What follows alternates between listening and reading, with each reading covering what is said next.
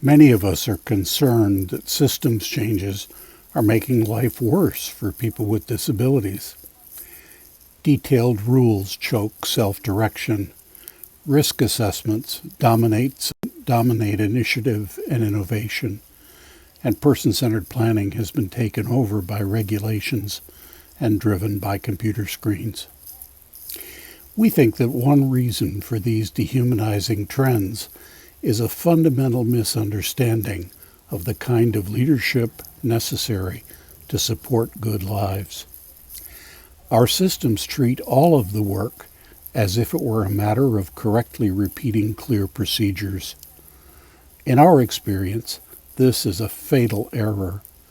The best opportunities for people in their communities emerge when we work together in complexity, learning by trying many small experiments. Dave Snowden has developed a way to make sense of the world so we can all act more effectively in it. He named it Kniven. Kniven is a framework that supports us to match our methods to the context of the problem we intend to solve. We have found it very helpful. Dave Snowden is Welsh and chose to label the framework Cynefin, a hard-to-translate word that can be said to mean the place of our multiple belongings. It reminds us that multiple, intertwined, ever-changing factors in our context influence how we think, interpret, and act. Snowden starts by identifying three distinct types of systems that exist in nature. Each has a distinctive relationship between cause and effect. Each sets a different context for our work and validates different methods of working. In ordered systems, we can predict the result of correct action.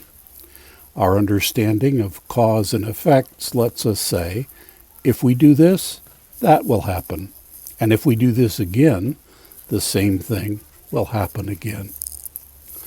The other two types of natural systems are unpredictable and so unordered. In chaotic systems, the lack of knowable causes says, unless we set limits, we can't know what will happen. In complex systems, unpredictable interactions say, if we do this, multiple results are possible. This makes room to discover new possibilities. The Kniven Framework builds on this foundation in nature to identify 5 domains.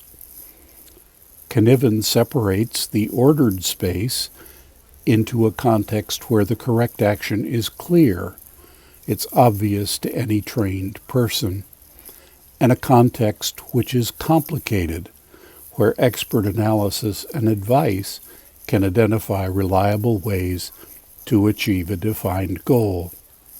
It also adds a 5th place for situations in which we are uncertain about which of the 4 contexts our work lies in. Kniven doesn't promote one domain over others.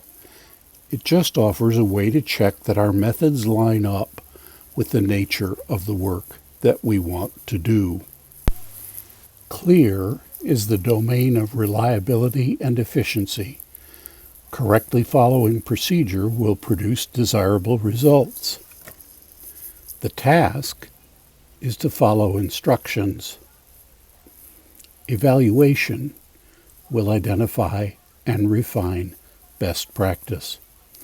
This is the space in which desired results come with the least effort.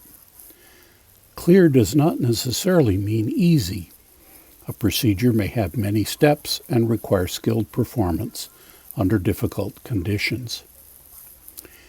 In the complicated domain, a good understanding of cause and effect allows expert analysts to define the steps to a measurable goal.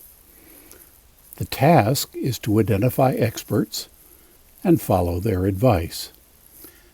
Reflection on experience identifies good practice, a collection of options likely to lead to success when they can be implemented. In the chaotic domain, there is no known relationship between actions and what happens as a result. The task is to set limits that will shift the work into one of the other domains. Each action represents a novel practice. In complexity, interactions among people result in unpredictable outcomes, some desirable and others not. Intentional probes, small, contained innovations that shift what can be changed in the situation, reveal new possibilities, some of which are worth amplifying. The task is to probe in a variety of ways to discover what more is possible. Innovative practice shapes useful probes. The central space is one of uncertainty, confusion about the context of the work. It's a place to stand while asking questions to determine the nature of the context of the work we want to do. If we fail to ascertain which domain our work lies in, we tend to fall back to what we've always done, which is likely to lead us into the wrong approach. An example. As more and more system administrators work to offer person-centered plans, they tend to set the work in clear, as if we already knew the steps to achieve every feasible goal. They define best practices, offer tools and require standardized training, publish regulations, and monitor compliance. This pushes practice toward uniformity and efficiency. It makes person-centered planning gray and rote for all but the most energized. It leads to complacency. We think it makes more sense to set person-centered planning in complexity. Each plan and the action that follows is a probe searching for what more is possible for a particular person in their neighborhood and community. As probes multiply, good practices will emerge, and some will become routine. We believe that Kniven offers a way of making sense of our world that allows us to do our work in a more artful way.